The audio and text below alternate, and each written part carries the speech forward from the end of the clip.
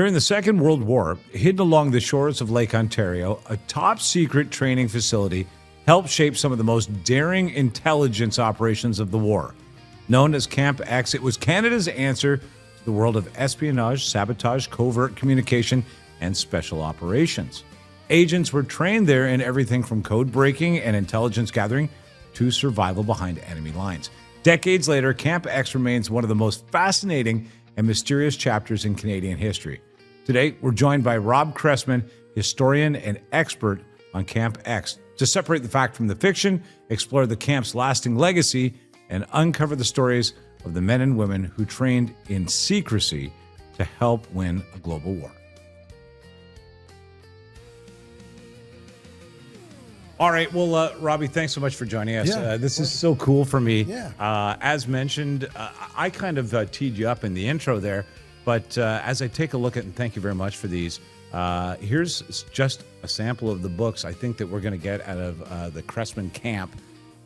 This first one, by the way, very cool, Tracking the Little Giant Killer. This is really a story that we're going to be talking about today in many ways. We're going to hear this name, Bill Underwood, and his legacy of combat training. Your updated version inspired by that, Discreet Fighting. I'll recommend that you reach out, and I'll put the link in the description for these. And what we're going to be talking about today, of course, is Camp X. A little bit about you, first of all. Robbie, how do you end up the guy who knows all about this? I mean, I know what you do for a living, but are you even allowed to share that? Yes, it's some of what I do has been published, and so I can to some degree. But definitely, Mike, what's really come about is it's been an unintended path to discovery for me. I started off, in short, as a silly civilian, which I still am, but I've been a supporter to the special and black ops communities within our allied and countries 5, 7, and 9 Eyes and beyond. But essentially, as a civilian, had a love for martial arts. But I was always a patriotic guy, and even back in the 80s and 90s, it kind of bothered me with respect. Like, why do I have to go to China, Japan, Korea to learn how to fight? I knew our Canadian military history was exemplary. So a question came to me, essentially, well, did our Canadian boys ever, I want to learn some Canadian. Did our Canadian guys ever create a Canadian fighting system? I want to at least learn something Western. And so I started to do the research, found nothing, until I came across the legacy of Bill Underwood, when everything essentially opened up. And in short, I discovered that Canada not only has a martial art, if you will, although it's birthed in the military special operations perspective, it's not civilian, okay, or wasn't birthed civilian, but essentially we have a grandfather of fighting, and it was so effective, man, that it was actually classified after World War II. That's why a lot of stuff was locked down. Now, he was involved publicly after World War II, but his real accomplishments were actually deemed to be illegal to teach outside declared war because it was that vicious and violent. So I ended up reviving Bill Underwood's legacy, okay, and his original Combato systems, which were taught during the war. Bill Underwood, British-born Bill Underwood, emigrated to Canada, created the first fighting system for our Canadian military called Combato. And then after the war, he started to get asked by law enforcement and government, like, hey, Bill, you were teaching our soldiers, how to use their hands and, and so forth. Can you teach our police officers Combato? Oh, wow. And Bill's like, no, I can't do that. Combato's designed to kill everything that moves. Well, Bill, can you modify it? Can you modify a fighting system to be a little more defensive and subject control oriented? And he developed a Defendo system, which essentially became the template for policing defensive tactics, not only in Canada, but many places in the States. So I ended up basically being the individual that revived Bill Underwood's legacy. And there was not a single reference to him on the World Wide Web in the 90s. Everything that's there today is because of the research I was doing. And that essentially opened doors as I started to research the fact that, Underwood, these vets would talk about the fact that Underwood was a secret instructor at this super top classified training facility called Camp X. Like, James Bond was born. I'm like, what? Bond was born out of this camp in Canada? And I ended up connecting with the world expert on Camp X, who verified that, yes, we believe Underwood was involved. And I then spent a connected 20 years in the Camp X legacy. And when the classified community, let's just say it's sometimes a horrible blanket term, but the sensitive communities, as I was doing research, found out that I had a lot of the original stuff, let's say, from the tradecraft from the Camp X era, I started to get asked, listen, would you show our intelligence agents today what we were doing at Camp X? Will you show our soldiers, right? So they wanted you to go back to this legacy. Yeah, it was so mysterious for them. That's Bill correct. Underwood. The whole Bill Underwood and Camp X legacy was so mysterious. And so our modern agencies, really didn't have any idea they knew what was there, but didn't know what was going on, even up to the levels of our Joint Task Force 2 or JTF 2, our SEAL Team 6. They knew about Camp X, but didn't really know what was going on there. And there's reasons. I was hinting at it in an earlier discussion. There's reasons. We know why. Now, I very much believe why, and I've released this in this book. But we know why now they've kept that legacy suppressed. But I was originally asked, starting back in the early 2000s, to say, listen, we'd love to see some of this, what was going on. And so times change, though. And in essence, as they asked me to problem solve and giving them ways to fight with their hands, okay, that were really more applicable to special operations and not the ring for MMA. So in other words, sports. Right. This is a scenario where you're up close. Absolutely. There's up been close a change. And personal. There's been a change of temperature with your So show us contact. what they were doing then. Yeah. You can't really fit the old model over today's environment. So they said, listen, Robbie, can you develop something? And that was for me, which was birthed in the early 2000s, was I went about trying to develop a method that really taking the mindset and the point and purpose of what was going on at Camp X and how to develop an application for it in a modern environment. And in essence, I can wrap it up with one thing. The difference between your standard martial arts sports, mixed martial arts kind of platform than what our guys and girls need today at a special ops level or a black ops level is this. The World War II context was essentially they had to take a civilian. It was a civilian. Okay, let's say, for example, to train them as a spy. Maybe they needed a forensic accountant to be dropped into an automotive factory in France. Sneak him in there and he'll report back on what the Nazis were doing with this factory now. Okay. Well, how do you take an accountant who, a horrible overstatement or rather blanket statement, but who's got a tape between his glasses and a calculator in his pocket all his life. He's never fought. How do you take an accountant, Mike, teach him how to be able to defend himself and win a bar fight? And by the way, you got hours to do it. Welcome to Camp X. And so I took that mindset of short duration, high retention training, developed a whole new method based on much more modern physiology. And for 20 years, I've been out running around our allied special ops communities within Tier 1 special forces, within government intelligence agencies, and policing special operations units, and teaching this new method. Yeah.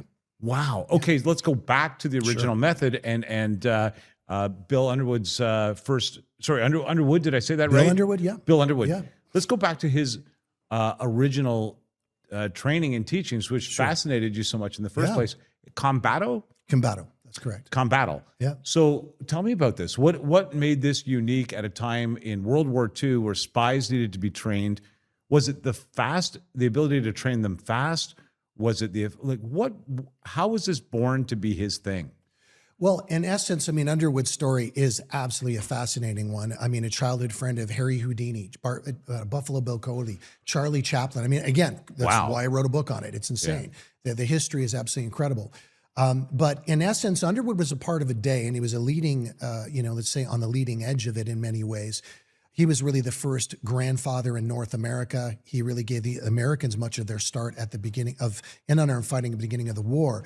But it was an era when the East was truly meeting the West for the first time. So you had these judokas, jiu-jitsu, masters that were coming for the first time to British shores or European shores, and they were kind of clashing. And really, in a very, I guess, really, it's a very practical story in a way. They really needed to, come up with an ability to give guys, and it was really more the boys back then, and then the ladies in a lot of ways, but give them a short duration, high retention skill set.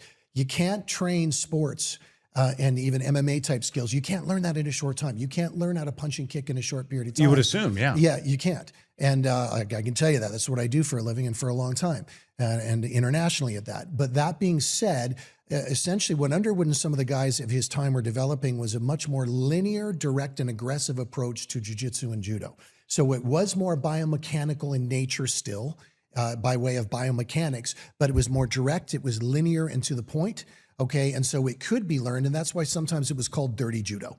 Okay, it came down to that. But Underwood really made it Western, and whereas in the East, they would turn it into much more of a philosophy and a way of life, what we called warrior culture, the boys back in Underwood's day would just call it a trick. Hey, let me show you a trick. If somebody grabs you here, let me show you how to contend with that. And that's a trick to deal with that. So it kept it simple and linear. But what Underwood did was he even went further and was still trying to figure out how he did it and what he did. But he developed a system of unarmed fighting. And this is not, I know what I'm talking about. And I've been tested under very high level physiology experts to substantiate this is true. He developed a system that was so unorthodox and outside the box that it literally an individual could break the spine and the neck even with one hand.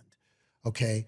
And again, these principles have absolutely, even recently, been vetted by physiological experts that aggressive direct nerve flow termination, which is what we really call it, not breaking necks, okay, is possible within very precise technique.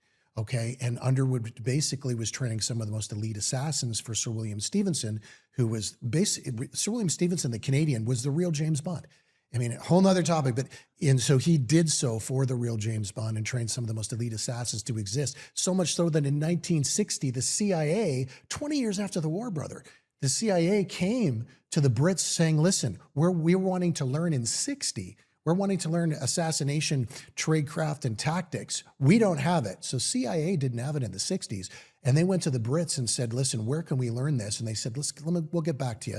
They said, we went to the Old Boys Network. You need to talk to Sir William Stevenson, the real James Bond, but at a Rockefeller Center during World War II, he was running all that stuff.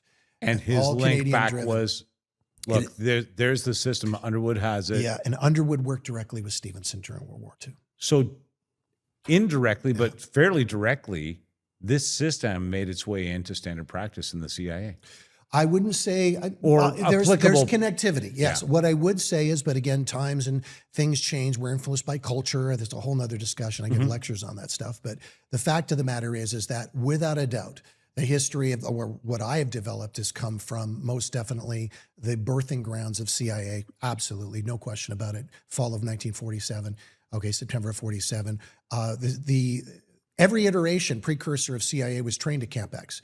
COI, okay, and beginning in 1942, they became the OSS in the summer of 42, which was the wartime iteration of CIA, if we want to call it that. Okay. And then September of 47, the agency was born after the war. The first two and the two most influential directors of the CIA, Dulles, Colby, and Casey, the most foundational three were Camp X instructors. Okay, let's talk about Camp X then. Okay, so now Camp X is in a remote location, far removed from society. At the time. I guess it would have been actually. At the time. But in modern day terms, really, it's not that far away from where we are right now. No, it's not. No, in essence, Sir William Stevenson was commissioned by Churchill to develop the most highly classified training facility for spies, secret agents, and saboteurs in the world.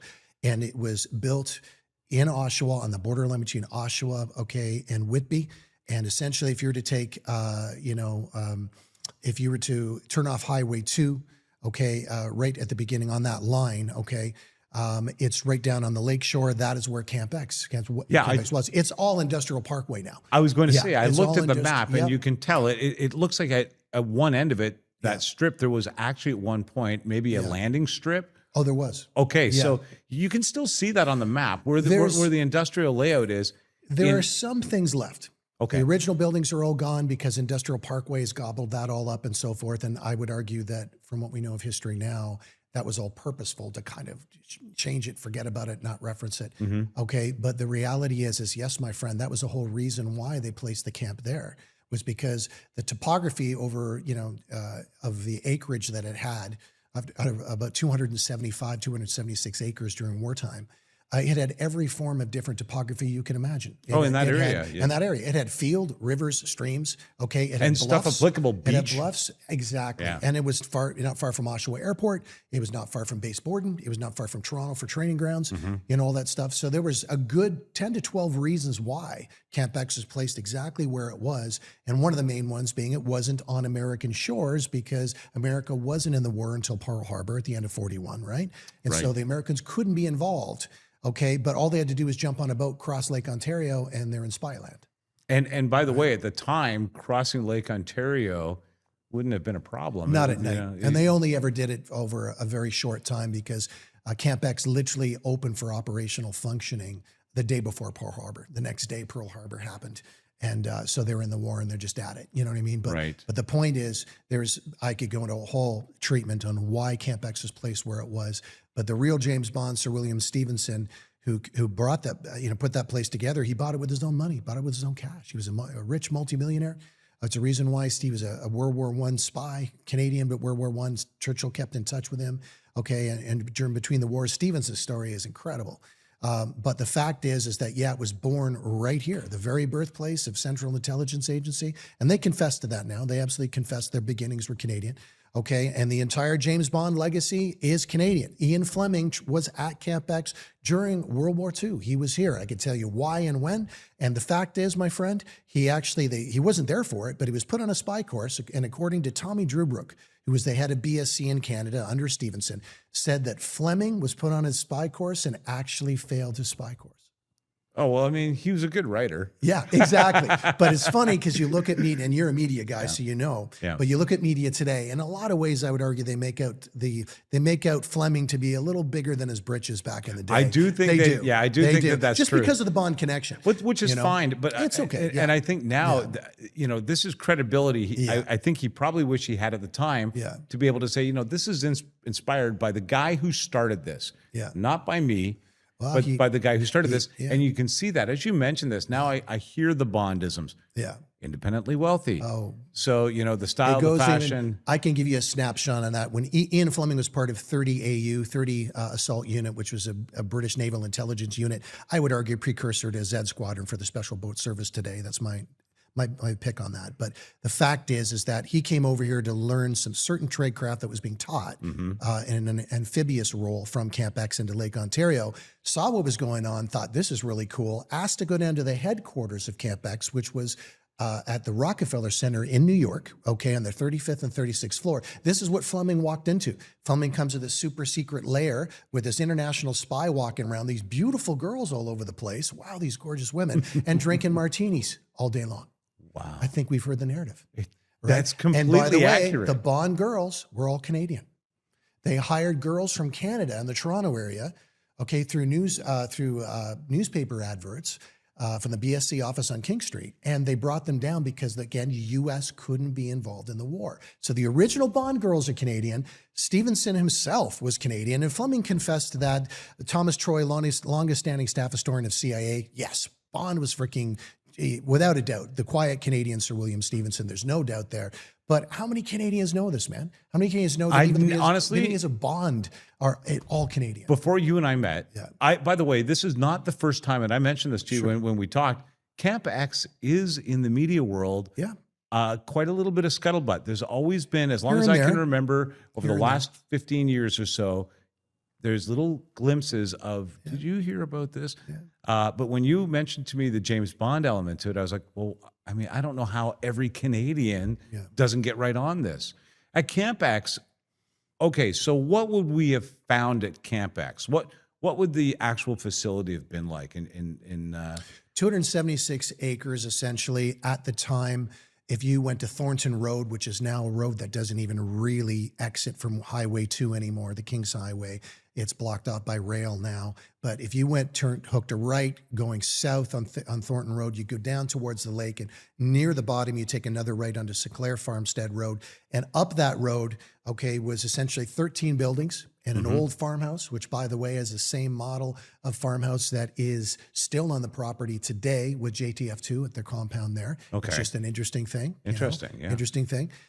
Just something from the time and the era. But the point is that essentially 13 buildings. There are rumors and lore. There's a lot of underground tunnels there, but that the buildings were all connected underground. Absolutely not. The buildings were not. There was nobody there to watch anything. They weren't. It was remote at the time. I was going to say, Scarborough was. Back in World War II, Scarborough was the bush, man. Yeah. Let alone Oshawa, Pickering, Oshawa. And in the North American perspective, from an American perspective, where Rockefeller is Washington D.C. is the center of the universe at that time. Canada was the great wild north. It was, yeah. And you didn't have to go far across the border, as you point out, to be in that scenario. No. And so many things we can spider web on, right? Trying to be disciplined. But The fact is, and the relationship was awesome back then between the United States and Canada in so many ways, and the patriots that existed within our own Canadian government to keep, I'll start to stay off politics, but to keep what really needed to be done from a Liberal Prime Minister at the time. Okay, Mackenzie King would have shut down Camp X in a heartbeat. He would have done that. And so that was all kept by Commissioner, everything from George McClellan, head of RCMP, General Constantine of the Canadian Forces, and our director of our Ministry of War at the time, if you will. At the time, they all worked to keep this functioning a secret. And believe it or not, a very key role was played by Lester B. Pearson during this time. He was Canada's top diplomat. Yeah. And he actually, it is alleged, played some roles, and it all makes sense, truly, played some roles at assisting in the transfer of information and certainly working and massaging the British-American-Canadian relationship outside of the PMO, the Prime Minister's office, to make this happen. And, I've been asked all the time by even our current boys and girls in our intelligence and special ops communities as I lecture to them and teach them. And I teach still and physically in that realm. But when I am asked to lecture, they're like, how can we apply Camp X today? And my opinion is, if you want to understand the story of Camp X, you have to understand simply this in a sentence. The reality is, in a time when there were no constitutional solutions to the problem, good men and women stood up and did at risk what was necessary to bring about the solution. And that's what happened at Camp X. So here's a sideline question as we spider out, and I can't be disciplined like you. Do you think that's lost from our relationships with the U.S.? Do you think that vibe of proceeding even at the risk of offending the PMO's office or keeping it secret, is that still a modern day possibility? Man, that's a good question, and I sure as heck have a detailed answer, but got to be careful what I say, of course, as anybody does. Right. Not anybody, Robbie. In all fairness, Right. I can say anything I want about national security, and nobody's taking it seriously. But I would say simply this. A lesson I learned being in the Ukraine. I was over in the Ukraine, the SAS, and this is my connections with the Special Air Service, Special Boat Service, and British intelligence and others have been published. So I'll comment slightly on it. But I was brought over, had the privilege of being over with SAS in the Ukraine as part of a training mission there and such. And seeing boots on ground there and working with Ukrainian special ops guys and understanding from their perspective the truths and reality of what's happening, what the politics are going on.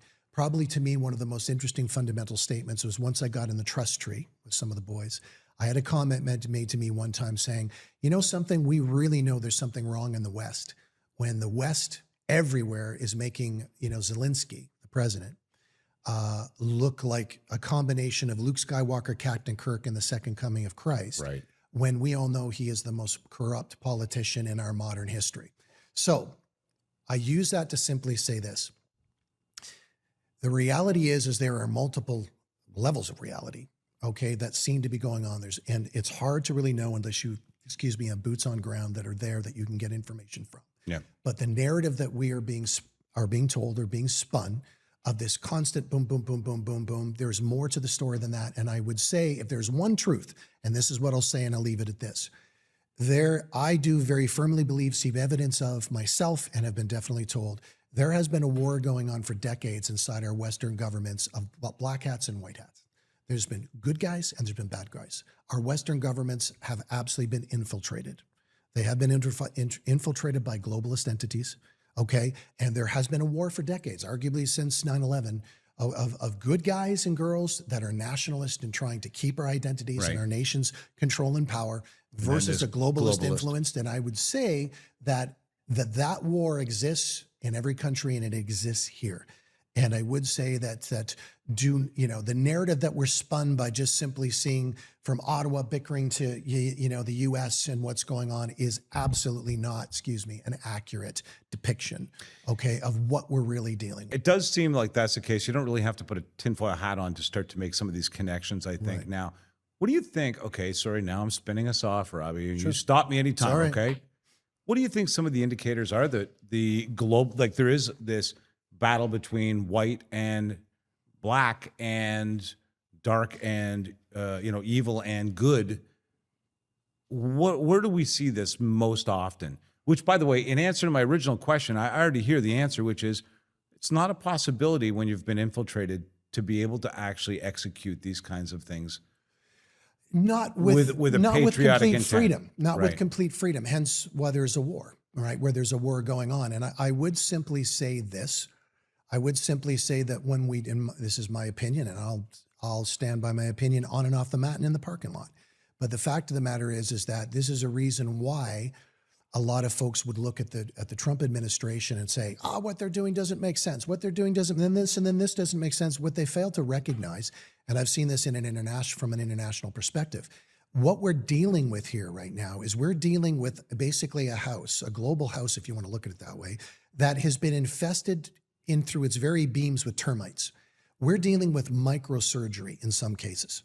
So there's a lot of 10D chess games that are being played to be able to extract evil and yet not have the whole house of cards fall down. And sometimes you've got to take wins and losses, give away a little bit, or do some things, massive psychological operations games. I've had a career understanding and learning and understanding PSYOPs, okay, and psychological operations. If you ever want to talk about that stuff, I certainly can share the applications of special operations type PSYOPs to what we see in the general public. And there's a lot of people that are talking about that. But the fact is that there's a reason why things aren't linear is because, or don't seem to be linear and directly connected, is because they don't understand the complexities of what they're contending with. Because below that, there's a termite in this leg Absolutely. over here. And I've got to get under to get that. And by the way, if the termite detects that, the whole thing comes down. And in order for me to get that, I've got to get, because I don't rule everything right now, I've got to get permission from that entity to be released to be able to get that. And darn it all to heck, if they say no, we've got to stop now. Right. So sometimes it's dealing a bit of cards to try to get, but it's an overall push. It's an overall war to get that done. And this is where, again, I guess from this perspective, I'm adamant and I have a little lesser patience as I'm getting older, where people, it's conspiracy, that's you. No, dude, I've lived in these communities for 20 years internationally. Okay. I know what I'm talking about. And this stuff is absolutely real. And I would say that if you think as a, I was really kind of educated in one sense, or I should say I got a nice slap in the face one time when someone spewed out to me the idea of, we have a right to know everything. You know what? No, you don't. No, you don't, because you don't know what to do with classified information. Right. The general public proves all the time that when I do believe in sensitive communities and classified information and information that needs to be controlled, as long as there's good people at the top. And that's what we're battling for, because people have proven they don't know what to do with good information, and they're going to jeopardize lives right away. They start beaking their mouths off about stuff, and that puts people, operators and operations in jeopardy. And entire missions. And so the point is, yes, there's trust there, but I would say simply that a lot of the confusion is because we're dealing with a lot of microsurgery, a lot of game playing, but I believe the good guys are winning. That war exists here. It is here, my friend. It does exist here. I'm not a super fan of what's going on in Ottawa. I'm an absolute nationalist patriot, always have been. It's why I got into this, to preserve our fighting legacy in Underwood, our history in Camp X, but I would say don't lose hope. We got some good men and women out there that are fighting. I love the patriotism in these. By the way, the book again, Camp X Ghost War, you'll find it under Cressman, and I'll make sure the links are there. But what I think I like the most, and I told you earlier before we did this, I made an observation when I was doing my research for this, and one of them was, I'm fascinated, and in a few minutes we're going to go down we're going to take on a little tour of Camp X in our minds. But what I noticed, and I love this, is that there is a patriotic effort going on in each of these books. One of them to preserve where our history in combat and hand-to-hand combat comes from.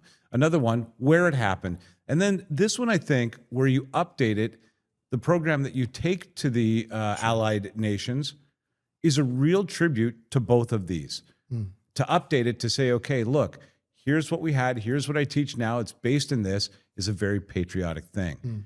My observation was this: Rob in all of this is way down the ladder in your priorities, which is very interesting. Your priorities include teaching, instructing, informing, sharing. Not what you expect from the guy who's training spies to pull the spine out of your back. But that's got to be sort of that's an interesting, I would imagine, emotional dichotomy to kind of sit with. Look, I'm going to share all of this. By the way, I'm also going to teach these people over here if they needed to kill somebody. Sure. You know, it's, to me, I just found that you had zero ego in all of this. The information, the teaching, and the application is more important to you. Well, I appreciate that. I think I can give you a pretty direct answer as to kind of my mindset over the whole experience of what I've been through. Has been simply, I think, a couple of things. Some people feel the weight of history, Mike, and some don't. You know, some people will look at something historical and even an artifact or something, and it's like, my gosh, man, it just has such weight. That thing was there when, if it could tell stories, and I feel like our grandfathers, and some are watching right now. Others, you know, others don't. They just don't feel that weight of history. I have always extremely felt the weight of history and in my life, and felt that, especially the legacies of the phenomenal Canadian legacies that we have. I got kind of tired growing up watching blockbuster movies, you know, and seeing really no Canadian representation. I got tired of, as a kid, I really, you know, seeing superheroes, none of them Canadian. Oh yeah, but Wolverine, you know, was Canadian. Yeah, but that's just a footnote, dude. There's nothing really about Wolverine, that particular, you know, character that's really Canadian. And I tried, even at the age of 8 years old, man, I tried to give it a good college go to get into Captain Canuck, you know, Richard Cumley's book. Well done. I tried to give her a go, and, you know, I just couldn't get into it. I met with Stan years later, had a talk with him, saying, why didn't he learn Combato? If he was Canadian, why wasn't he at Camp X? That's a great point. Yeah, and he was a great guy. I really enjoyed probably was like, coming. where were you? I didn't know this. Yeah, he's like, why weren't you here? You know? Yeah. So, but from all of those things, so most certainly the weight of those things has been very, very important to me. I'm also a born-again Christian. Okay, and without a doubt, I love Jesus Christ with all my heart. And I do believe that there has always been a spiritual call on Canada. There's prophetic words on this nation that have been given, okay? And I believe that there is spiritual purpose even in this end times. I believe that we live in to that. I'll just leave that there. So and that to me guides my life more than I hope my personal ego. I just feel super blessed that, as I write in the Discreet Fighting book, for me, a day I felt I crossed a finish line, if you will. I was a big fan of the British SAS from the very first engagement they had known, the Princess Gates, you know, in 1980 counterterrorism deal. Right. And I remember as a kid reading a newspaper article on it in 82, let's say a couple years later. I had the flaming dagger on my public school door. Wow. And I remember, like, I was just passionate about it and so forth. And I always wanted to do, you know, to train and such. The day that I walked through Hereford Gates as an instructor to the regiment, okay? And then the day that I was leaving camp, and this is in the book, so I'll say it, but one of my instructors say, Robbie, you walked out to talk with some of the boys, and I was talking with some of the brass, and they were talking about your contributions, and they were putting you in the same conversations with Bill Underwood, with William Fairbairn. Dude, I was fighting tears. I mean, I'd accomplished to be a part of a solution, to be part of a team, to help, to train. You know, it's not about any individual. It's about being recognized as part of the fight, as a level of elite people to train our men and women up, to defend our freedom, to defend our nation. That to me has meant more than anything, than some fight of who's the GOAT and whatever, you know what I mean, kind of a thing, right? And so my heart is really tied up in those things. Probably have never said this in a podcast. I appreciate you. Thank you. Camp X. Yeah. Okay, so what are some of the cool things that would be taught as a spy there? Well, Camp X, the really cool thing about Camp X is, again, I'm very careful to qualify as much as I can anything I say right off the top.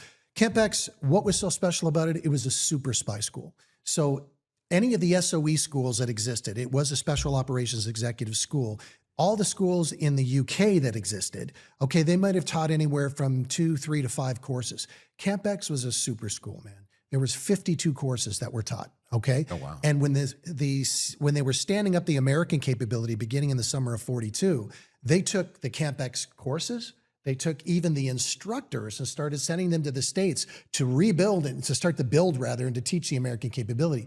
So they were teaching all kinds of, let's say, secret agent tradecraft that, you know, one would need, everything from survival skills. I mean, the MacGyver thing we grew up with, right? Yeah, you know, how do I take a freaking, you know, a matchstick and a stick of gum and blow up an apartment building, you know, kind of a thing, right? So slight exaggeration. By the way, I did a little thing with Richard Dean Anderson. Oh, did you really? And okay. He told me he told me he couldn't get a lighter to work by and large. There you go. Yeah, you know, exactly. MacGyver was a genius. But, yeah, there you go. But survival tradecraft, you know, from the tradecraft that is used to, again, disrupt. Most of the times agents were disruptors. They would blow up railway tracks. They would do all these things.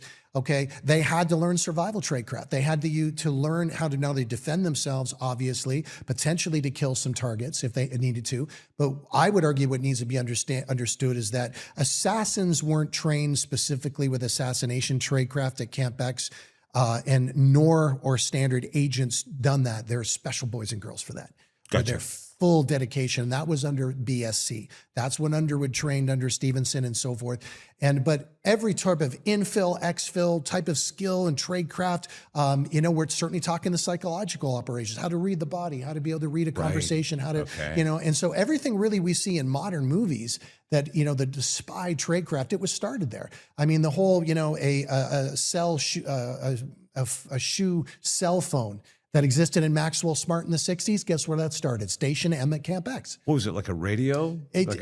Well, they didn't actually have like cell shoe phones, but they had special gadgets that they would use. They had special gadgets. I love gadgets. So the Cold War stuff, and we got a lot of that with Maxwell Smart. Dude, that all started at Station M in Canada.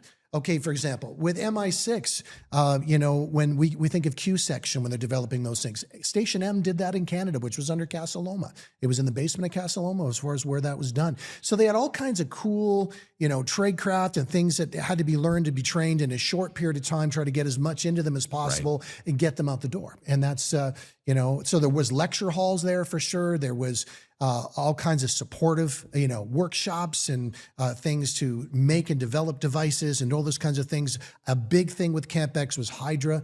We had, and this will be a beef that I'm airing, it just comes out of me, but we have, and it was a good movie, Imitation Game, 2014, Benedict Cumberbatch. Right. Okay, great movie. It talked about the plight of British intelligence out of Bletchley Park to crack the German Enigma code. And they did do it, and Alan Turing, his machine, etc. Well, buddy, why is it that no one talks about the fact that they do a blockbuster movie on that?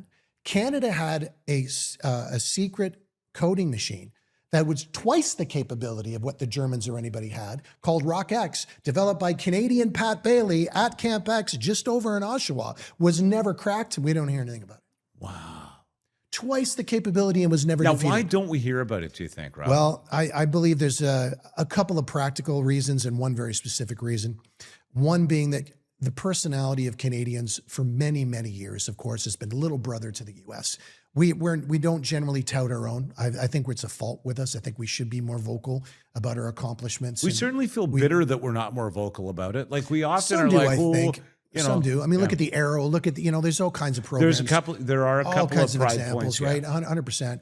But it's in the character. It has been in the character of Canadians to not really boast so much. Yeah. And when you're beside the big bad American winning machine next door, especially with the Hollywood media, what's going to get the And I will say, without naming it per se, there was a fairly sizable documentary done on Camp X from a well-known American entity.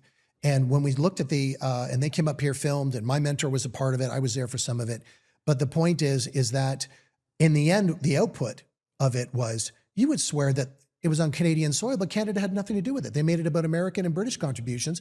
And we complained about it to find out, they said, yeah, but the only reason we got the contract was because the output had to go to DVD to be sold. Right. And no one's going to buy a DVD about Canadians. Canada, yeah.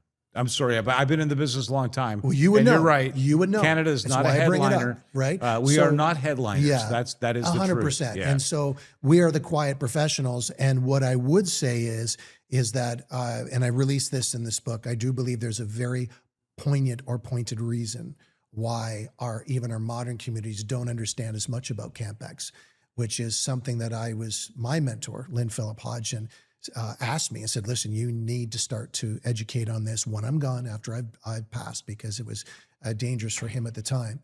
But one of the reasons why Camp X in Canada has always been super, super quiet is that we had confession directly from CIA and from former RCMP intelligence that there was a connection between Camp X and the Kennedy assassination during the Cold War in 1963. What was that connection?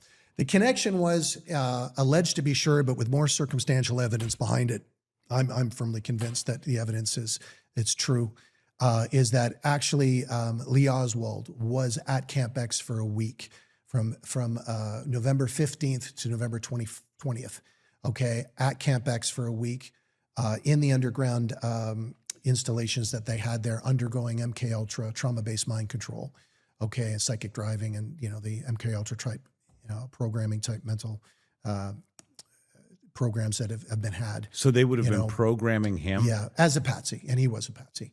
And they were programming him, and he left the camp only 24 hours before the shots were fired in Dallas. And, So they really, in your opinion, they put this out there, they put this guy out there fresh out of Camp X, twisted and ready to do the mission. They used it. Well, listen, the probably more of an articulate way to put it is MK Ultra, or trauma-based mind control, was open source and being used even against civilians in the open media. It was known at a McGill University, in Cameron, Dr. Cameron at a McGill University. There were black and white documentaries in the 70s about how they were doing this stuff and traumatizing civilians.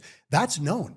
Well, the reality is Camp X would have been a small substation to use off American territory to prep him as a patsy, to then drop him in, which is the same mode of operation, with Sirhan at Bobby Kennedy's assassination in '68 at the Ambassador Hotel. Same byproduct, same situation, same programming, released, dropped in, do the job. Well, be a part of the job to blame.